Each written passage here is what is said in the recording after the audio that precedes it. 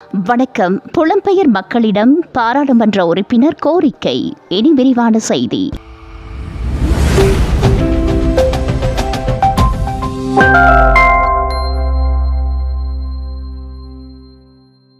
விமர்சனங்களோடு மாத்திரம் நின்று விடாமல் எமது பிரதேசங்களில் அபிவிருத்தி குறைந்து காணப்படுகின்ற இடங்களில் கல்விசார் அபிவிருத்திகள் மற்றும் பௌதிக வளம் சார்ந்த செயற்பாடுகளை உரியவர்களிடம் வழங்குவதன் மூலம் அபிவிருத்தி பணிகளை முன்னெடுக்க முடியும் என பாராளுமன்ற உறுப்பினர் ஞானமுத்து ஸ்ரீநேசன் தெரிவித்துள்ளார். மட்டக்களப்பு செட்டிப்பாளையத்தில் அமைந்துள்ள அவரது இல்லத்தில் இடம்பெற்ற ஊடகவியலாளர் சந்திப்பின் போதே அவர் இவ்வாறு தெரிவித்தார். இதன்போது அவர் மேலும் கூறுகையில், இந்த தேர்தல்களை பற்றிய சில கருத்துக்களை வெளியிடலாம் என்று நினைக்கின்றேன்.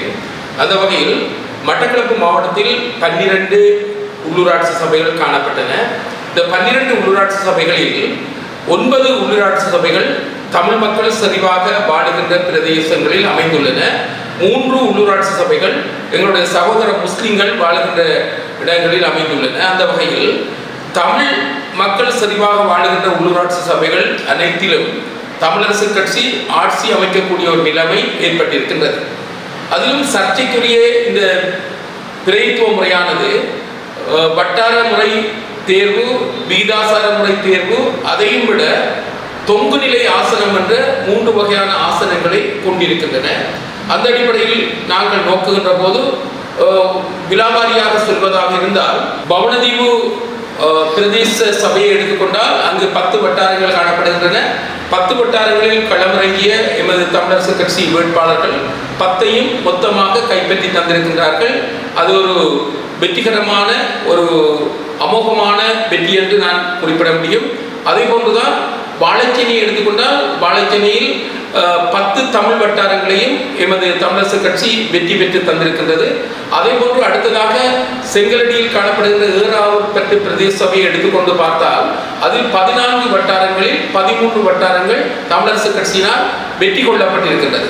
அதையும் விட மாநகர சபையை எடுத்துக்கொண்டால் மாநகர சபையில் 20 வட்டாரங்களில் அதிகப்படியாக 16 வட்டாரங்களில் தமிழரசு கட்சி தனித்திருந்து போராடி வென்று தந்திருக்கின்றது. அதையும் விட நாங்கள் அடுத்ததாக பார்த்தால் மண்முனை பற்றி அதில் எங்களுடைய தமிழ் வட்டாரங்கள் 8 காணப்பட்டன. 8இல் 6 வட்டாரங்கள் வெற்றி கொள்ளப்பட்டிருக்கின்றன.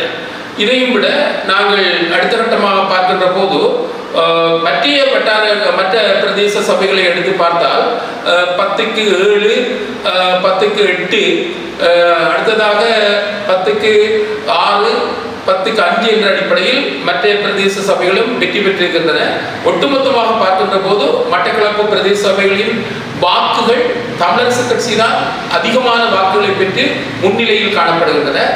ஆனால் ஒரு சில உள்ளூராட்சி சபைகள் 2 உள்ளூராட்சி சபைகள் நாங்கள் சவால்களுக்கு மத்தியில் ஆட்சி அமைக்கக்கூடிய நிலையில் காணப்படுகின்றன. புலம்பெயர் சமூகத்திற்கு நாங்கள் சொல்லக்கூடிய ஒரு வேண்டுகோள் அல்லது ஒரு கோரிக்கை என்னவென்றால், விமர்சனங்களோடு மாத்திரம் நின்று விடாமல் எமது பிரதேசங்களில் அபிவிருத்தி குன்றி காணப்படுகின்ற இடங்களில் கல்விசார் அபிவிருத்திகள், பௌதிக வளம்சார் அபிவிருத்திகளை செய்யக்கூடிய விதத்தில் உங்களுடைய பங்களிப்புகளை சரியானவர்களிடம் கொடுக்கின்ற போது அவர்கள் வீண்விரயம் இல்லாமல் அந்த அபிவிருத்தியை அந்த பிரதேசங்களில் செய்யலாம். உதாரணமாக சொல்லப்போனால் குடிநீர் வழங்குகின்றது என்பது முக்கியமான விடயம். குடிநீர், சுத்தமான குடிநீரை ஒவ்வொரு பிரஜையும் பெற வேண்டும் என்பது அவர்களுடைய அடிப்படை உரிமை.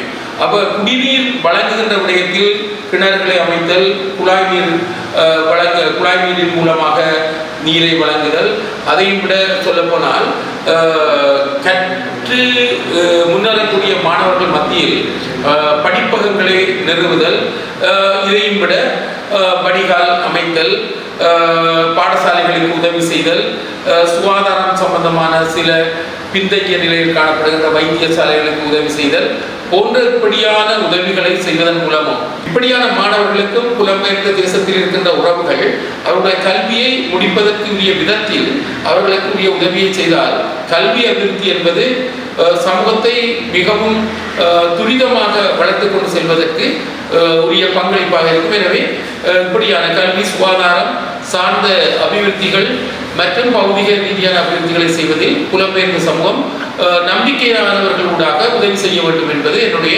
தாழ்மையான அபிப்பிராயம்.